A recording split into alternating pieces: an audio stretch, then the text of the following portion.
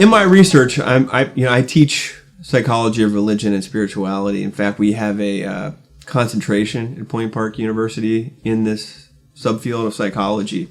And so usually about once a year, I'll teach psychology of religion and spirituality, which is like the introductory course to the sequence. And what's great about that is it keeps me up to date on a lot of the latest research.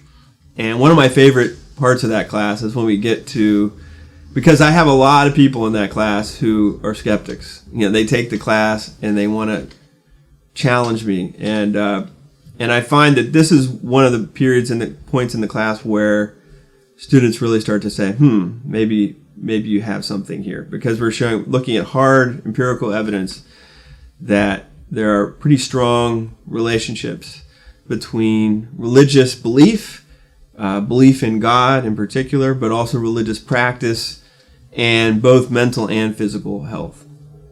So we see that the more frequently people go to church, the more strong they say that their belief in God is, the more intimate and close that they say the relationship is with God, the less depression, the less anxiety that we see, more resiliency in coping with trauma, and then on the flip side, you see the virtues that emerge. Higher hope. Higher trait gratitude, right? And just higher happiness and subjective well-being. And in my research, I've collected evidence using a new measure called the Joyful Life Scale that measures trait joy.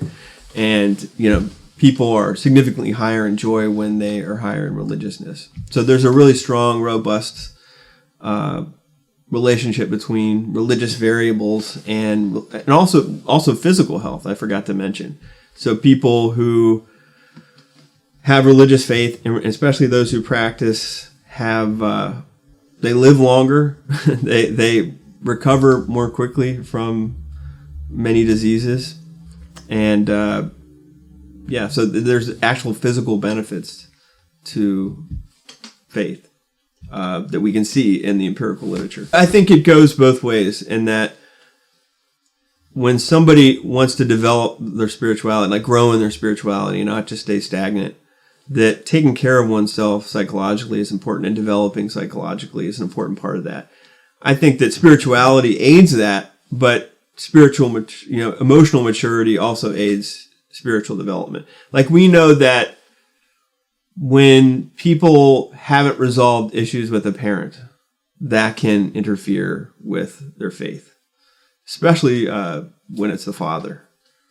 One of the most consistent findings in the developmental research literature is families without fathers tend not to perpetuate the faith into the next generation.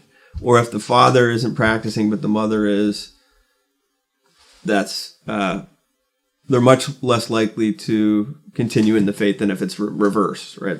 So there's something about the father that seems to be very influential in this regard.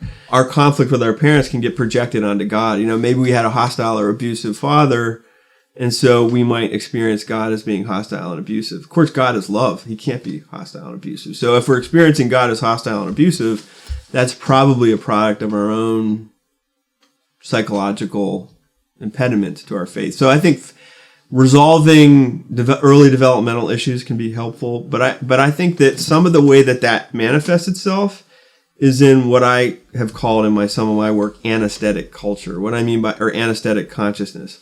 So an anesthetic consciousness is just kind of what it sounds like, a kind of numbing, like we become cut off from our emotions.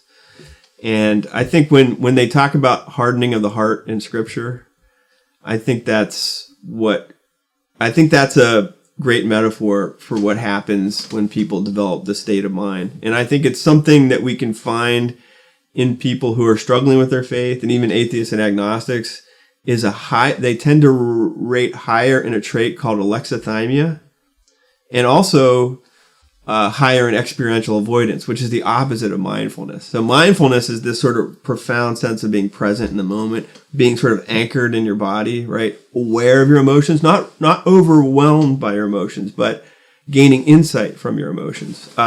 being able to feel them in a way that guides your decision making.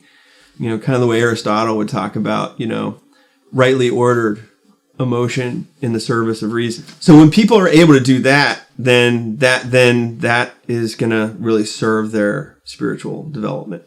But if people are stuck, if they can't be anchored in their body, if they can't allow themselves to feel, if they're just trapped in this sort of numbness, then I think that can really impair the ability to be guided by that embodied wisdom that God has graced us with.